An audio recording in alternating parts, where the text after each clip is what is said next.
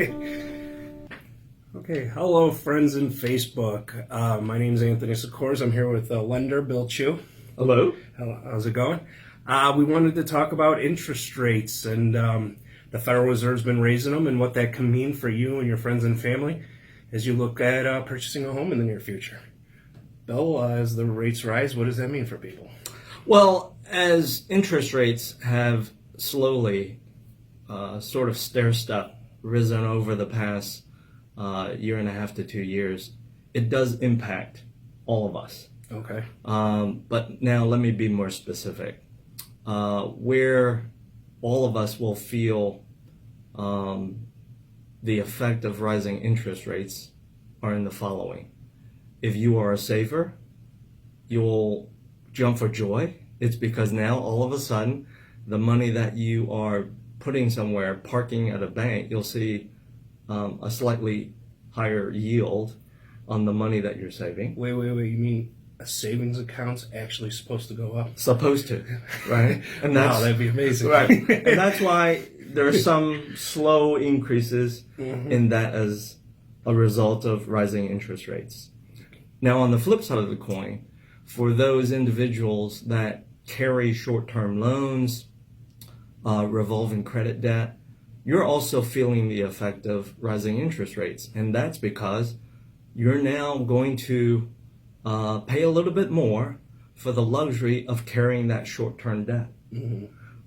Does this effect of rising interest rates translate into a direct increase, skyrocket with your traditional 30-year term mortgage? The answer is no, not necessarily. Okay, so even though that maybe your priorities might shift a little bit with the interest rate rise, it's not something that should maybe scare you or rush you to buy, or it's not really going to change the equation too much as far as purchasing. Yeah, I don't think it should put a whole lot of people in either a mode of, hey, I've got to rush to do something now, or let me put it off forever. And the reason why I say this, I have personally, don't mean to interrupt.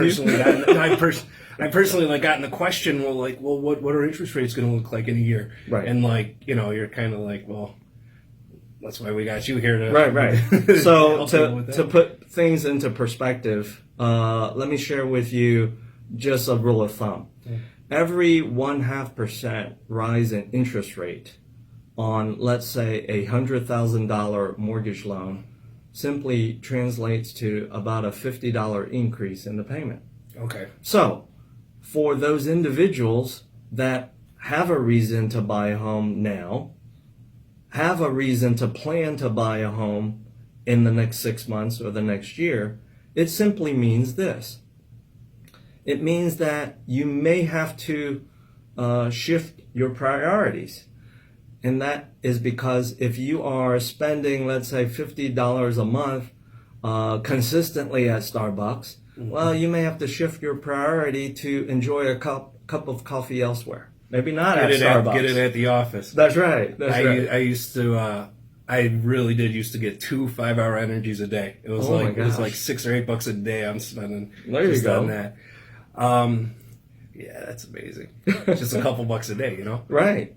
Okay, so we wanted to talk about what's happened since 2009. Right. After, with the housing situation back then, there was a lot of crackdowns on, just got harder maybe to get a loan. What would you say has been loosening up since then? I think what's loosened up within the past several years with lenders across the board is you are now seeing more loan programs available to help a certain segment of buyers. So for example, your first-time home buyer, just like before, those loan solutions still exist, such as low money down FHA, low money down conventional loans. On top of that, you also see in certain instances loan solutions where they allow you to include what is called a non-borrower household income or border rent income.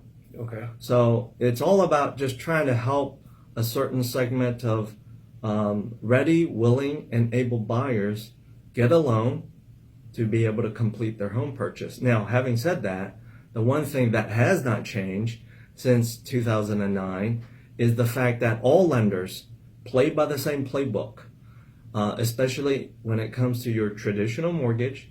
And by that I mean they are looking at you using the Jerry Maguire movie slogan, show me the money. They're looking at you to say, hey, show me your earned income so that we can clearly see you can pay this loan back. Of course. And, you know, you say everybody plays by the same playbook. What would you say are maybe some outside the box unique options for buyers? Great question.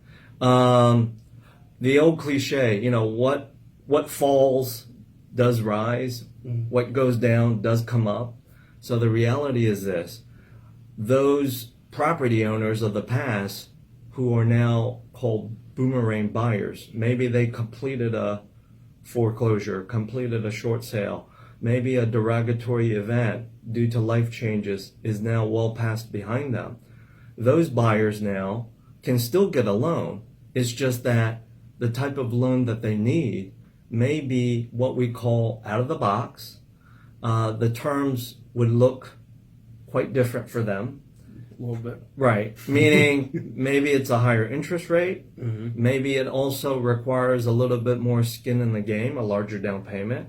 But the fact of the matter is those loan solutions exist as well.